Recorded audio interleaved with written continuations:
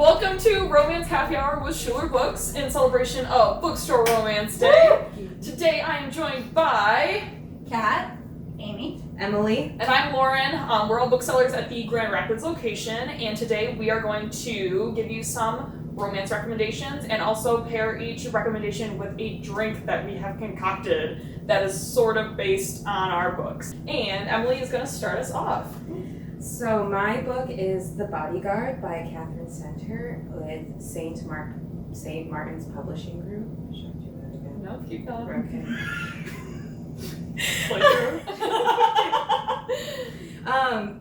We are drinking today. We are drinking moonshine with lemonade, pink lemonade, triple sec, and then I added the little cherry on there. I call it The Bodyguard. It's a cocktail I made myself. Where'd you get the name for it? I kind of like made it up myself, and it came to me. It's really clever. Thank you. If there's an actual Bodyguard cocktail out there, this is just the Bodyguard Emily's version. Cheers. Cheers! Cheers! To romance! Oh, yum. It's very pink lemonade. And also moonshine. Yum. I like how it matches her dress exactly. Yep, and the yellow straws match the rest of the book. Yep. Yes. It's Ideal. so coordinated. I love it.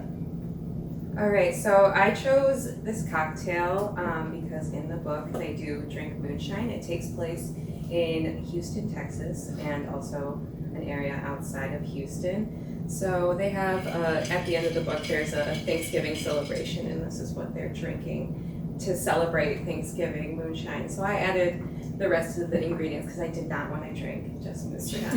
Yeah. Traditional Thanksgiving drink. Traditional, yes. So what did you love about the book?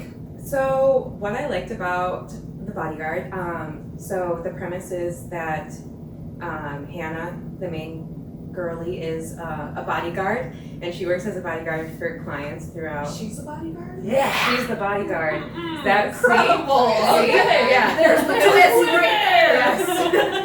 Yes. So she works as a executive protection agent for many clients around the world with the agency she works for. So she is badass. yeah, she is. Incredible. Yeah, she can shoot guns. She can flip men over her shoulder. So She could probably kill you with like a hairpin. yes, yeah. So that's part of what I like is that she is the one who's like the protector in the relationship. She gets hired to guard famous movie star Jack Stapleton. He's like 2-time sexiest man of the year, the biggest movie star, and so she has to guard him in Houston, Texas, and she's not happy about it because she likes traveling the world with her job, and now she's just stuck in Houston, Texas. And eventually they go to his family's like ranch that is outside of Houston. And that's where she doesn't know the environment, but he does, so then he's the one protecting her. And she's never been protected before. Yes. She's actually been treated really crappily by multiple people. Mm-hmm. You also read it? I have read all of these. Kat, did you read it? No. Okay, good. All right. I'm an overachiever. Who doesn't watch TV? I actually read it before like, we decided does to do this, and like, before she. If it's not too spoilery, like, does he save her life? Like, is it that intense, or is it more just like a careful, that snake's poisonous sort of vibes? With him being her protector, more of the snake's poisonous. Okay. Don't go okay, swimming good. in this river. Yeah. That sort of thing. Okay. With her, she does more common sense. Yeah. Right. Common sense things that she doesn't know about. Oh, okay. Not being from the area. So, but she does use all of her protection training to save him, though, as well, Okay. without giving too much away. But as Amy was saying, she does get treated pretty crappily. The beginning of the book is her just after her mom's funeral. So her mom just died. Okay. And then the next day, her boyfriend breaks up with her. Oof. And then she can't even do her job because her boss is like, you need to be grieving, so you're not allowed to come into work. So she doesn't know what to do with her life. And then she gets this job, and she's not happy about it. Like I said, because she wants to travel the world. Right. Yeah. Oh, dang. Mm-hmm. Is it a more serious-ish sort of romance? Does it have its moments and stuff? Like some are very like serious romances, but then they have the happily ever after. But it seems like it starts on a spooky note. It is more serious. Yeah. I think Jack in his character, he does ease the tension a lot and makes it feel less serious. He's kind of like, you know, like the sunshine to her grumpy type thing. Yeah. Good. So you super recommend it? Yes, I super recommend it. It's on my recommendation shelf at Sugar Books. Oh, perfect! See it again. That's awesome. And then also drink it with the fancy drink. You said it was pink lemonade, moonshine, triple sec, and a cherry. and a fancy straw. And a fancy straw. That really You makes can it. come into the store and purchase a book, or it's available through our website as well. Next up, we're gonna have Kat talk about her recommendation. So my book is A Proposal That They Can't Refuse by Natalie Caña. It is published by Mira Books, and it came out this past June of this year. So the drink that we are drinking is Irish coffee. I'll hold down while you tell us. Thank you. So we are having Irish coffee with a little bit of a twist. Instead of using just regular coffee, I chose to use espresso. So it's whiskey, sugar, espresso, and whipped cream on the top. Homemade whipped cream. Homemade whipped cream. Homemade. I whipped this in my And kitchen. whipped. To Cheers. Bromance! I say, that's the Irish. Oh, sláinte. Sláinte. I already started. Oh my god. That was all whipped cream. Yep, I'm just sipping whipped cream right now. Holy heck, that is good. Ooh, that's got alcohol in it. For Yeah. sure. Oh, yeah, it does. In case you weren't sure. That is delicious. That's why there's so much sugar in it. In case you weren't sure, we weren't. Yeah, that was a wild amount of sugar that went in there, but I just followed the measurements. it was perfect. Kat also got these extremely cool cups that it's probably impossible to see on But camera. they're so pretty. They have like the measurements on the side. They came in like, I don't know, it's adorable. This is so much alcohol. I feel so warm. Yeah. Yeah, this is a really fun drink. It's my new favorite. So tell us I about didn't, I didn't wear my glasses, so I can't read it. old people problems. I literally just did the old people thing with the glass. Can't see. It's fine. Tell us more about your book. Okay, so I chose this drink because in the book it's based off of two families. One family is Irish, the other is Puerto Rican. Puerto Rican. Thank you. You're welcome. Amy's also read this book. So it's a Puerto Rican family and an Irish family. They are very good friends. They work very closely together. The grandfather of the Irish family runs a whiskey shop, and the grandfather of the Puerto Rican family runs a restaurant. So I wanted to do Irish coffee because they drink café con leche all the time in the book. But I wanted to represent the Irish family as well. From the very little exposure I have to café con leche, it is sugar, espresso, and cream. So I wanted to do honor to both families, so instead of using regular coffee in the drink, I chose to use an instant espresso, and then of course there's all the rest of the ingredients, whiskey, sugar, and cream. So, my book takes place in Chicago, which is really cool for people from the Midwest, because I got to read about places that I've actually been and walked in a city that I recognize.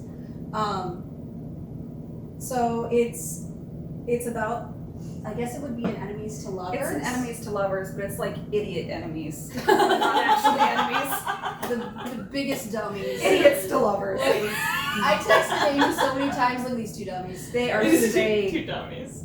Everybody around them can see it, Yep. except for me. Which is why the grandfathers make the bet that if the young woman Camilla wants to make the changes to the restaurant that she's been pushing for a long time, and if Killian wants to take over his grandfather's whiskey factory, or distillery I guess is the better word for it, they have to get married. That's the deal. Aw, I love old people. And they are the That's most awesome. mischievous grandpas. Oh, like they're they are so always getting into fun. trouble. I love love that. It's adorable. Like the beginning of the book is Camilla is going to the old folks' home because they've switched out the decaf for espresso. And all the old people have panicked. Their blood pressure is all skyrocketing. So it is a lighthearted it is a lighthearted book. It is a lighthearted romance, which is kind of what I really needed right now. It's a little bit of a cotton candy read, which is this very gentle, loving, sweet, passionate. Spicy? There's some spice. There's a Some little spice. There's a little spice. But it's really what I really liked about this that set it off for me, and that what attracted me to this book initially is how much the characters are written to care about what they are going for. So yes, there is the romance of it, and that is the overall arch. But she genuinely loves cooking, and she genuinely loves this restaurant, and he genuinely cares about this product that he's making. So it's watching two creative people help each other and bounce ideas and like Fall in love. fall in love, even though they don't want to. Oh. Because it's a fake relationship. It's a fake relationship. Fake. Oh, It's not so real. they're like, We're just pretending. They're pretending. So then they have Yeah. to move in together. Yep. So they're like, we'll fake this, And then there's only one bed. and then there's only one bed. oh, my heart. That's all the tropes. One bed, two people. Oh no. Oh no. I hate when I wake up curled around with somebody. Yeah, especially a Snuggling. very burly Irishman. I love the way, like, as her creativity went along, she started incorporating all the different kinds of whiskey that they make Yep. into her recipes. Oh, And so, like, okay. starting to meld Yep. them even closer. Their families are already so connected, Mm-hmm. but like, why they hadn't thought of that before besides just serving the whiskey at Right. the restaurant. Like, So, why are the families connected? So they're just friends. Oh, okay. they're friends. The grandpas met in World War II. They became fast friends, and then they just decided to buy property together in the Humboldt Park area of Chicago before, like, it was. So part of the problem in this book is their neighborhood is also being gentrified. So a lot of the okay. Puerto Rican population is being pushed out. And she's trying to hold on to her family's restaurant because it's one of the last footholds of like genuine Puerto Rican. We were here for decades and we're not being pushed out by like trendy foods, Yes. which I think a lot of really lovely, vibrant and vivacious neighborhoods can like identify with right now. Absolutely. Yeah. That sounds awesome. Yeah. So It's so much fun. it is adorable. I highly recommend it. I love it. The food, the passion, the romance, the idiocy. A proposal they can't refuse. I love a good dummies to romance. I love a good dummies to romance. That's such a fun way to describe a book. A dummies to romance. Dummies to lovers. Perfect. The ideal arc. Sweet. Well, thanks, Kat. Next up we got Amy. Whoop whoop. Alright, so the book that I'm going to be talking about is called Always Be My Duchess by Amalie Howard. It is published by Forever Pub, and it came out in July. And it is a Pretty Woman retelling, a historical Pretty Woman retelling. So we'll talk a little bit more about the episodes that is that. But it takes place in 1865, so I have a drink that was popular in that time. It is called a Peach and Honey, and we're doing it in tea service style on purpose. So this is a drink that society ladies would sometimes have at tea time in place of tea because it kind of looks like orange pekoe tea, Yeah. but it's made with peach brandy and honey and a little bit of ginger beer. And so they would have it at tea time while they're like planning society functions, but To like look proper. to be proper because women can't just start drinking in the middle of the afternoon. Men can drink whenever they want, but you all right? It's the middle of the afternoon. We're drinking. Well, it's also not 1865. We can drink whenever we want. Perfect. And so sometimes to subvert society, they Yes. would have a little Sneaky. something instead of. Women are so smart. We've got our fancy teacups. We've got our macarons. Because the one of the characters is French. Lovely. Anyway, so cheers. Cheers out. Oh yes. To women. To Subverting a expectations. Yeah. That is very sweet. Ooh, That yummy. is not warm. I don't know. I was just expecting it to be hot. I watched you make it, but I don't know what's in It can be there. served cold, warm, or room temperature. So, Always Be My Duchess. It is a Pretty Woman retelling in which a sort of stuffy, neurodivergent duke named Lysander Blackstone, his nickname is, Lysander. His nickname is Stone because he's always seems very stoic and serious because he's Sorry, what's his name? stone. Stone. Because Okay. people think he's made of stone because he doesn't like react emotionally to things. Okay. Okay. Like- was that also part of his name? Blackstone. Okay, His okay, So okay, Lysander perfect. Blackstone, but he's the Duke of Montois. Okay. So he's a duke, very high standing, and so of course in society, if you are a duke, you are very eligible, even if you are ugly, even if you have buck teeth, even if whatever, How nice. you are very eligible. And so all of the mamas with daughters, they need to marry off, like hound you, and he does not like that. So at the beginning of the book, he runs into Genevieve Valerie, who is a ballerina from Paris, who's in London looking for work to help support her sister who has been injured and can no longer dance. But she's basically been blacklisted from all of the theaters in London because she turned down kind of a smarmy guy who wanted her to be his mistress. Oh. So he's blacklisted. She can't get a job, but she needs the money. So she rescues him from some like footpads who are trying to mug him on his, because he gets lost out in the middle of the night. And he realizes like, hey, this person could solve a lot of my problems. I'm gonna offer, she needs money. I need someone to keep the mamas away. The other side part is that he is very much involved in business, even though usually people at the peerage were not working or involved in money aside from spending it. But he's trying to get this parcel of land, but the person who's selling it believes that he's like not family oriented and not really serious. And so he's like, I need to convince this guy that I am a family oriented person, I'm about to settle down. So he offers to hire her for one evening for a ball to pretend to be his fiance. Oh. And then it works really well, and so he's like, can I pay you for the whole season, which is 6 months long, Okay. to pretend to be my fiance. Fake dating. So that was the other reason for this, is that in this, there's a lot of like pretending to be something you're not. Oh. Oh, I So love this it. is pretending to be tea, but it's actually something a little different. A little spicier. Yes. Yeah. This is a spicy book. It's a medium on the spice scale. Dang.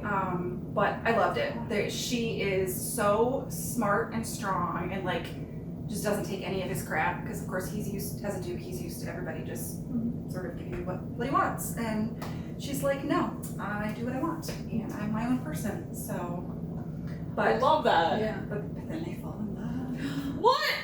I know, spoiler alert! Does it have a happily ever after too? It does have a happy No. ending. Yes.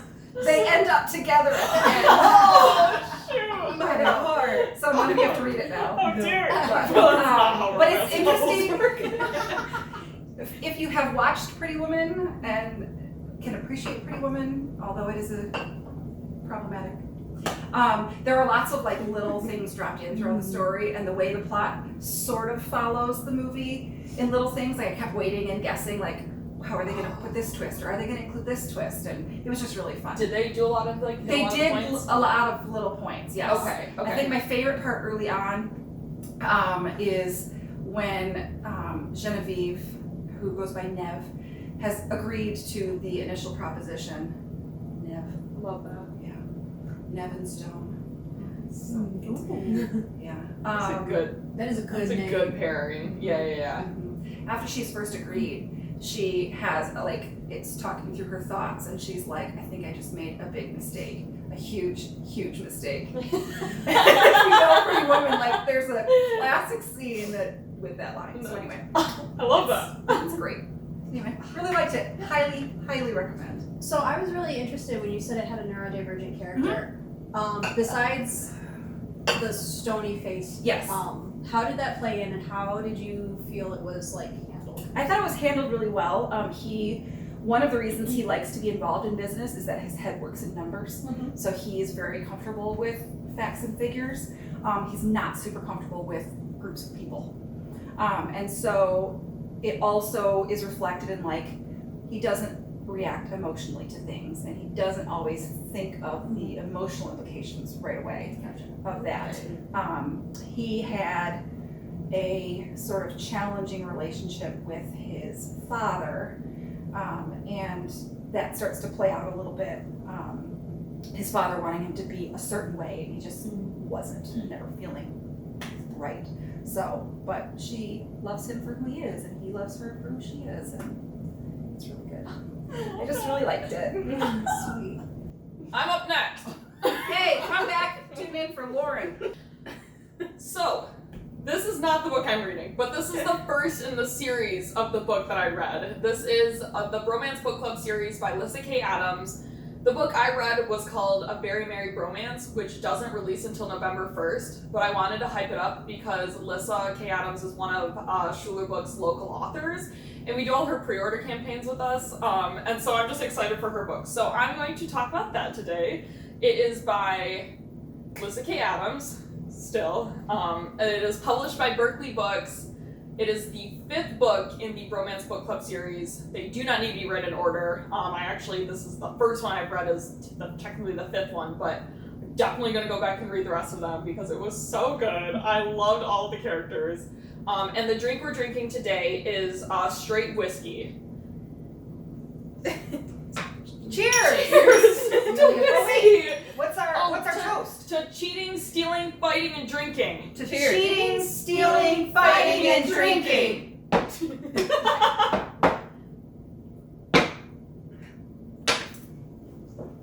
Dear Lord. Oh my God. Yeah, alright. So the whiskey we drank was from Long Road. I picked a local drink, or a local whiskey, because in the book, the main character, Gretchen, her family owns a multi-million-dollar whiskey company that's like local to their little Kentucky town and everything, but also is like distributed worldwide. And they, in the book, anytime someone like suggests that they maybe mix the whiskey with something, her family is like affronted, and they're like, they only drink straight whiskey, so I felt like it would be bad if we drank the whiskey with anything. So that's why we just shot straight whiskey, or sipping straight whiskey. So to be fair, only the men drink the whiskey. The women no, aren't allowed. Gretchen. Okay, at family gatherings, because her family is the worst. the worst. They seriously, The worst. awful. They won't let the women drink whiskey in like settings or whatever. Anyways, okay, so A Very Merry Bromance is technically, it takes place during Christmas. It has Christmas vibes, but it can definitely be read anytime. I just finished it and it was totally fine for a summer read as well. It is a grumpy / sunshine trope romance book. He is sunshine, she is grumpy. But she has like really good reasons to be grumpy. So I like, her name's Gretchen, his name is Colton. Gretchen is basically really likes to pretend her family doesn't exist because they're just wildly the worst, mean to each other, mean to other people, like don't use their money for like positive things, they just do it to make more money. And so she's sort of like is kind of disconnecting herself as much as she can from her family, and she works in immigration law, so she is always representing people who are like on the verge of being deported, trying to get them to not be deported. And so like she works for like nothing. She like has like the smallest apartment, and like when she goes to visit her family, it's like this massive mansion, and she's just using like every cent that she ever makes to like help other people, and doesn't take anything from her family because her family is manipulative and abusive and spooky. And then Colton, who's the sunshine dude, is a country music like rock star, and it takes place in Kentucky, right? Is it Tennessee? It's Kentucky. No, it's Tennessee. It's Nashville. I've been saying Kentucky this whole time. It's Tennessee. Yes, Nashville, It's Nashville. obviously. Perfect. And then she's always commuting to Memphis for. Yes. Okay, perfect. I'm glad you read it. Or else I would have had to like, Oh, thank God. come back.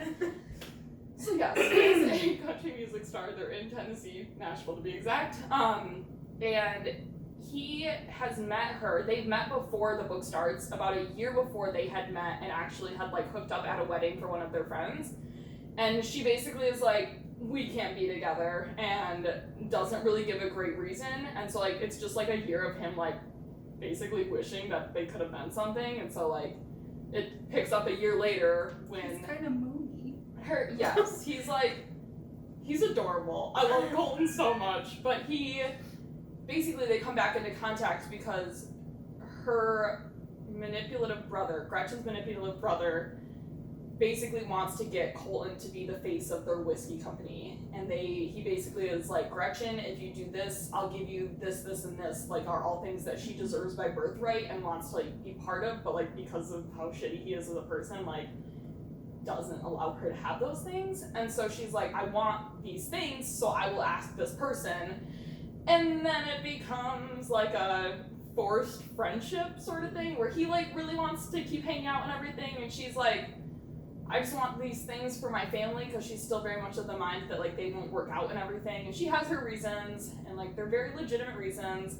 And Colton does a little bit of things that I'm like, a little bit blackmailing. He's a little manipulative, but it's in it like a joking. Yeah, like he never does anything outwardly awful. He's just like, I'll maybe say yes if you go on another date with me. And so she keeps going on dates with him. Thinly veiled ass. Yes, and his friends call him out on it so hard, which I love. So well, and it's like 100% he thinks that's what she wants. Yeah, he thinks that's what he's like, there's women no want. way that our past experiences together were so good without her being more interested than she's letting on. And to he can't tell what she's thinking, but that's what she's thinking. Like, she wants there to be more, but she's very reserved about it. Anyways, a little bit of backstory for the Bromance Book Club series, because this is the fourth in the installment. Fifth. It's the fifth in the installment. Thank you. We've been drinking. Can you tell? All of the guys that are the love interests in each of the 5 books are all part of a book club where they read romance books together, and it's just the cutest concept ever. And they reference like tropes all the time. They're driving in a car and Colton looks at Gretchen and is like, we're the sunshine grumpy trope, and it's like, oh my gosh, because it is. And then I don't know if this is the case with all of the other books, but in this book she's reading a romance book that you read a little bit of, that's like taking place in Traverse City, Michigan. So it's like, that was really cool, and it had so many things in it. I sobbed for so much of this book. I cried so much too. Wasn't even related to their relationship. Like, I just wanted to hug Gretchen, but she did not need to be hugged. She needed to like bite someone, honestly. So like, I wanted to hug Colton too. Colton, he didn't know what was hard. He just loves her. Okay. I'm afraid I'm gonna start spoiling things the more we talk about this. But I super, super loved this book. I am going to go back and read the other 4. 100%. Again, she is a Michigan author, and she does her pre-orders with us. So if you want to get her books, you can order them from our website and get them signed and personalized. And just this one, get the whole series you want. Very Merry Bromance. It will be the perfect Christmas read. So like once it comes out November 1st, like it'll be the perfect time to jump into it. So how does Christmas play a role in the book? So she doesn't like Christmas. Okay. And he loves Christmas. And you find out why she doesn't like Christmas, and I don't want to talk about that too much because it really helps build like her backstory and stuff, is like him realizing these things about her and everything. So, with like the book club, all the men, is this the last one then, or is there other men who have not? There are numerous other men in the books. Yeah. I feel like there were like 8. There are a bunch of dudes, Yeah. and so far only 5 of them have had stories, and I feel like I would know more if I read all of them, obviously, but I'm very excited. I feel like there's potential that there could still be more. Right. Okay. This didn't have a feeling awesome. of like Lyssa K. Adams like set this up perfectly. Like it's just the funniest little nuances of like them discussing romance novels, and like in order to be like better men, honestly, like they're like really learning so many things. Like they set, at least from what I can tell in the 5th one, they like set this up to learn things, and it's like you can learn so much from romance novels about just like trauma, relationships, like just how intimacy, to not suck. feelings. Yep. So that's the other thing I loved about this, is that the guys aren't afraid to like show their vulnerability with each other. Like they hug each other, and they do call each other out on stuff, but it's all out of love. It's not like toxic masculinity, you need to man up. It's like, dude, she is not she's not gonna like that. Yeah. You need to knock, but that is not what she needs right now. But the vulnerability of the guys to like work through their feelings. I I was surprised at how much I liked it and how much I cried. I was surprised at how much I cried. I didn't really know what to expect when I do it. I just knew I really wanted to read the upcoming book because it was one of our local authors. Yeah. I'm very excited for her. So And you Adams. love Christmas. I love Christmas. So I was very excited to read a Christmas book. So yes, do you guys have any closing thoughts about Romance Bookstore Day or romances in general? Bookstore Romance Day is my favorite day of the year, possibly. I just want everybody and this book is the perfect example of like, it's not just women who should read romance novels. Right. Everybody should read romance novels, and there is a romance novel for everybody. I recently said this in one of our other online events where I get to talk to romance authors, is I talked about how, and they were talking too, about how their romance is not just one genre. There are romances in all the genres. So if you like science fiction, if you like mystery, if you like paranormal, if you like, just Yes. there is a romance in every one of those categories. Please let me help you find it. Yes. Please message us on social media, send us emails, check out our TikTok account. We do a bunch of recommendations on there. Yes. But yeah, if you stop into the store on Bookstore Romance Day, we'll have some fun things going on. But yeah, it should be a good time. Thank you guys for joining me in my home. Thank you guys for joining us on this video. I hope you got some good recommendations and some wonderful drinks. Yes, nothing could be better than straight whiskey from Long Road Distillery. Read books! Read books! Read romance books! Have a drink. To cheating and Cheers. lying and Fighting. fighting and crying.